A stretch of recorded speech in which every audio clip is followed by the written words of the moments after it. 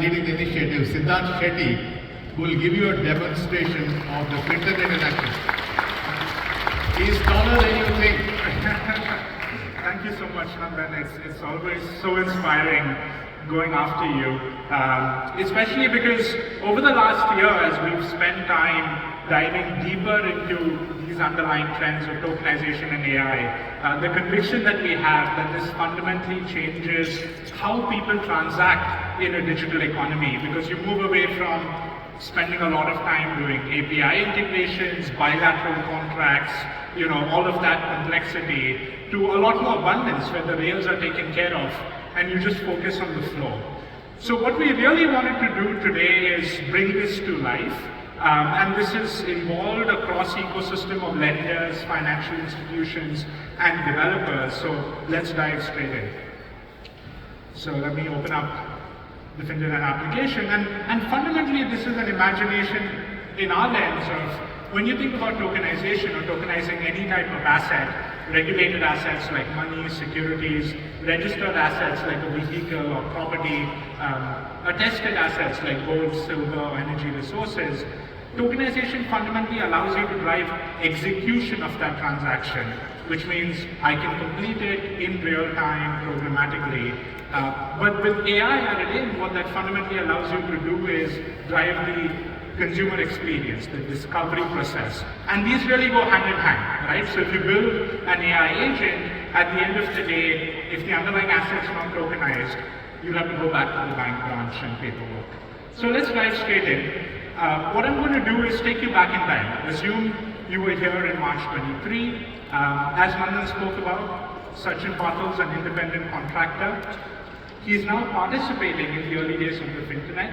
And we're going to show you a flow where he opens a Finternet account, proves himself through his skilling credentials, upskills himself, gets access to a job, and goes on to get actually a home loan, an affordable home loan in real time. And then how the back end of this gets enabled. So let's go straight in.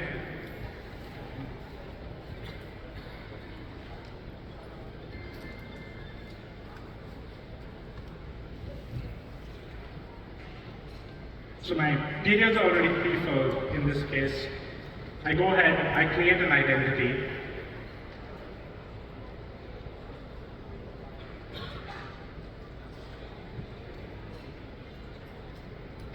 And so everyone then gets access to fundamentally a Finternet address. And that address space on the internet allows you to hold your identities, your credentials, or any type of asset that you have. And as Nandan said, fundamentally what we're doing is making these identities, credentials, assets verifiable, so anyone else in the world can verify authenticity, provenance, ownership behind this, and making it transactable, so you can transfer it both in a financial sense, like me transferring money to you, or also in a non-financial sense, like me transferring ownership of a property record to you. So given that India has advanced digital infrastructure like DigiLocker, I can start to import credentials from there and build up my initial profile. Once I've done that and done the base document collection, the way we see this bridging into the real world is, especially as you imagine now higher value assets coming in. Let's say property. If I'm transferring ownership of a property, I may even do physical verifications to address oftentimes the social engineering attacks that come in. And that's where biometrics, or what I call proofs of personhood, come in. We'll now go on to link other financial accounts that Sachin Patil has. And out here what's happening is Sachin's linking his bank accounts, investment accounts, and tax accounts. And this is not just linking to access data, but it's fundamentally linking to also enable transactions. So think of it as read access, but also write access that gets enabled.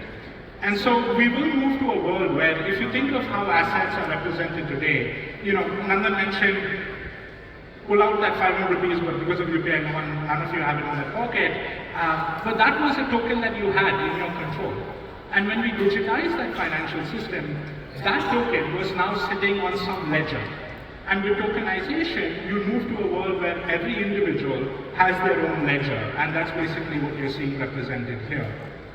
Now, based on this, obviously the AI agent can go on to make recommendations to me that says, if I go on to sign up for upskill myself, so such as an independent excavator operator, if he upskills himself into e-excavators, if you are skilling, it typically ends up doubling your income. And so this is basically the recommendations that are given to Sachin. So he decides, he goes ahead, enrolls in the course, applies. This is along with the National Construction Academy, and he participates. Okay, put this in.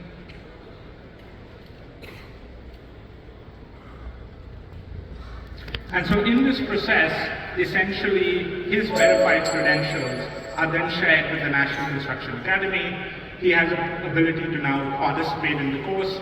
He gets it done, completes the course. 6 months later, you can see his post-completion of that course. He now has the e-excavator certificate in his wallet. So basically what's happening is all the milestones one goes through over the period of life is essentially credentialized, and a proof is created and put back into that individual's wallet. And so against this, he decides to now access jobs.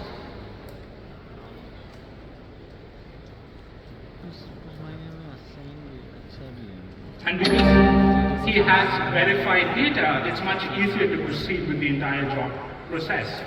And now as he applied and spent the last 2 years working as an e-excavator operator, and he saw a growth in his income, he decides, hey, why don't I start accessing potentially an affordable home loan?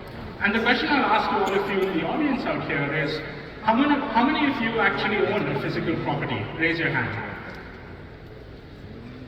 And keep your hand raised. No, keep your hands raised. How many of you think that process was as smooth as UPI? If it was as smooth, put it down. So essentially everyone's hand continues to remain raised, right? And so when we think of different types of assets, the same in the investment side. How many of you would like to purchase a property, but purchasing a property is really expensive today? And